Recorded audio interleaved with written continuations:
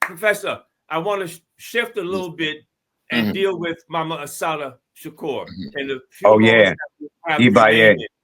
Um, your history with her, your mhm.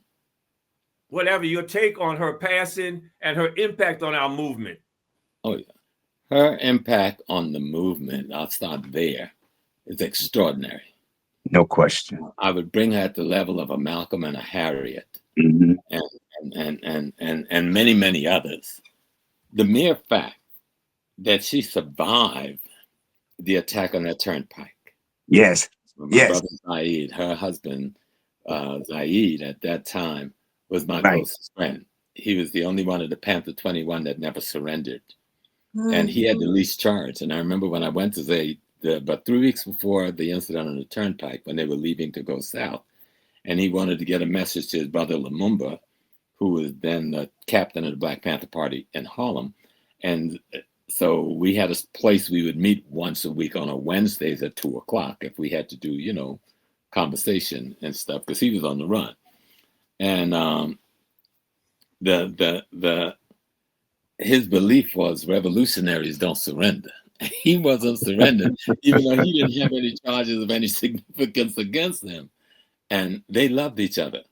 I know Assata going back to BMCC and City College when we were all student activists and doing what we were doing. No one would know we would become known figures. We were just standing up in that moment in time for the things we so critically wrong.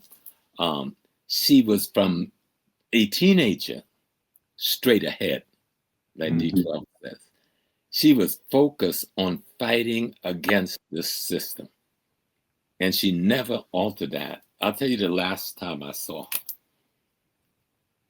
her. There's some things I have to leave out for obvious reasons because some things are still a crime in this country. And I've been on the most aggressive list since 1967. I'm still on Homeland Security list. They never give me an abate. They won't even give me my files. They said I'm active, whatever that means to them. Oh yeah. Um, so we were at a particular park in the city. She was pregnant with the baby. She was quite into going into the 8th month or middle 8th month. And at that point, we didn't know whether mom was going to take the baby. So my sister agreed, who had just lost 2 children in her process, would agree she would take the baby. But then mom said she would take the baby. So 2 of us, me and another comrade, we were taking her for a walk, exercise, so she could. And we were sitting in this park. Now she had on an old beat up wig and a dress that was a little torn, so a little piece of her breast was kind of showing at the top, and we sprinkled wine on ourselves so we could smell. We wanted to look like we were in the hood in the park. The police came to us with her photograph, put it in her face, and asked if we knew that woman. Hmm. And I remember her words. She said, "Get out of here with this shit." She didn't even look up at him. She just waved her hands, started dealing the cards. Me and the brother, we know if anything happened to the sister, we dead. It's over for us. So we allowed those police, they went around from table to table in the park and they kept going. When they got far enough away from us, we extracted her out of there and took her back to where she was staying. She was moved that night. I never Wow. saw her again. Um, but she was courageous. That girl had courage beyond anything you could imagine. And the courage came from she was a total believer in the fact that we were at war. We had a definable enemy that had demonstrated their nature of being an enemy to us. And no Hmm. one had to convince her, you got to fight this. She knew that. And when I think of Baba Sekou and Matulu, and the brothers who walked in, you imagine these brothers walked into the jail. I know, that's so They didn't phenomenal. stop a truck Wow. along the road like the movies and shit.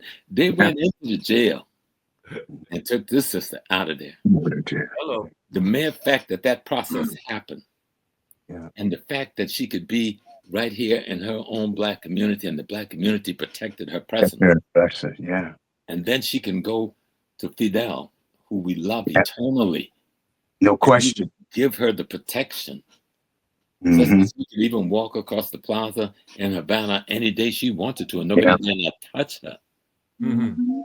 And that she would never stop writing to us, talking to us, telling us about the revolution and why.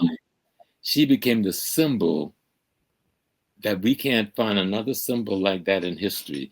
Fred Douglass may come close in his escape. There's a few others that come, but Fred Douglass and the others were not under the hostility that Assata was under, nor the technology to injure, hurt, or extract her and bring her back that she was under. And yet she lived until the ancestors call her into her recycling. Right. She is a model of resistance, rebellion till death. And we gotta love her. That's what girl children gotta learn about and emulate. Our boy children gotta emulate that spirit. You know. If I may, thank you so very much for sharing that. Thank you. You know, she deserves all of the accolades. No question. I want to thank Akmal for stopping by, dropping in. We appreciate you so much. Professor James Smalls, thank you. Continue to do the work that you've been doing, but also let us continue this journey around men's health. Yes, absolutely.